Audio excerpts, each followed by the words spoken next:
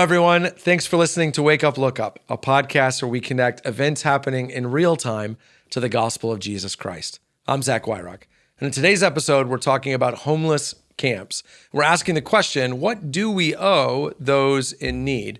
It's prompted by a news story out of California recently, where Governor Gavin Newsom is initiating a new program to get rid of homeless encampments in California, which are a huge problem in the state. As anyone who's been there recently can tell you, that cities like Los Angeles, San Diego, San Francisco are almost entirely overrun, at least from their downtown standpoint, by homeless encampments. And Governor Newsom is introducing a program that will do a couple of things. It gives homeless people 48 to 72 hours to relocate.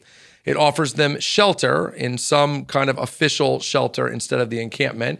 And it offers to place their possessions in storage so that for 60 days, they don't have to worry about losing anything that they might own. It's trying to make it as easy as it can be on the homeless population, but nonetheless, the message is clear: you have to go. And that made us wonder, what should a Christian think about homeless encampments, and what should we think about a government program that's designed to move them, particularly with all the Bible has to say about neighbor love? Let me offer three thoughts to kind of guide us here. The first is that homeless encampments aren't good for anyone.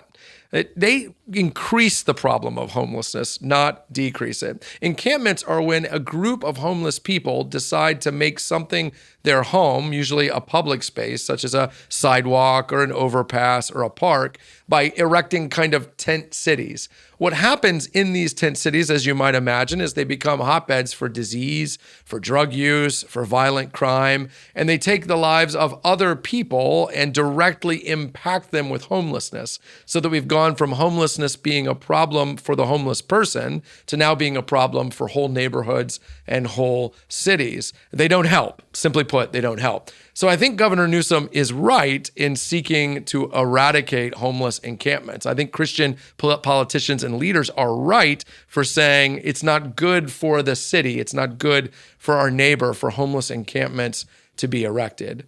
But the second thing is that homeless people come in different forms, and there are different causes that lead to homelessness. You can't think about homeless people in a monolithic way. If you meet one homeless person, you've met one homeless person. Their story is unique to them. But it might be helpful to divide homeless people for this purpose into two categories. The first category are people that are homeless because of causes kind of outside of their control.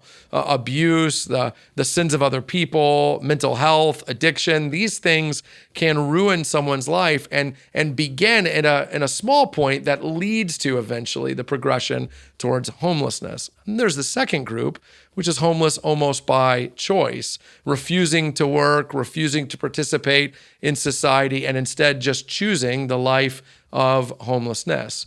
For that group, I think the Bible is pretty clear. If a man doesn't work, it says he shouldn't eat, that the burden of providing for yourself is yours if you're healthy and if you're able. We were designed to work. Even in the Garden of Eden, Adam and Eve were there to work. Part of what it means to be human is to have purpose and meaning, to provide for yourself in as much as you are able. When we help people to be anything other than independent and autonomous, we are not actually helping them. It doesn't mean that we can't give them a help up. All of us at times have needed other people to help us achieve our goals or to even take care of ourselves. But a helping hand is different than a handout. A handout actually strips people of what it means to be human. So our message to many homeless people needs to be, go to work. Go to work. If you want to be taken care of, take care of yourself. And when we do that, we're not being unloving. We're actually loving them by saying, be fully human.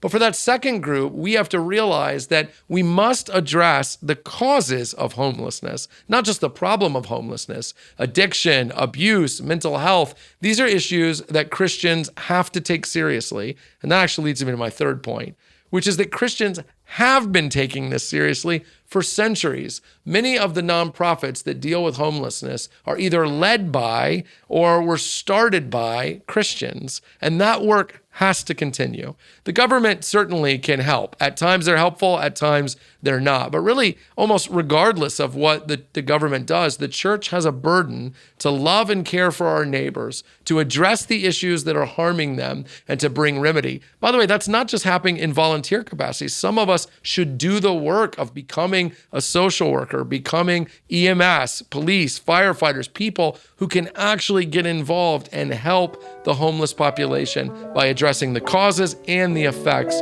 of homelessness. We must deal with this problem. It is all of our burden, and it is something I think God would call us all to participate in. Hey, thanks for watching this episode of Wake Up Look Up. While you're here, make sure you click like and subscribe so you get future content from Wake Up Look Up. And hey, leave a comment below letting us know what you thought or interacting in some way with what you just watched. I'd love a chance to talk with you more in the comment section. And also, while you're here, check out all the other content CCC puts out, including the videos that are around me right now.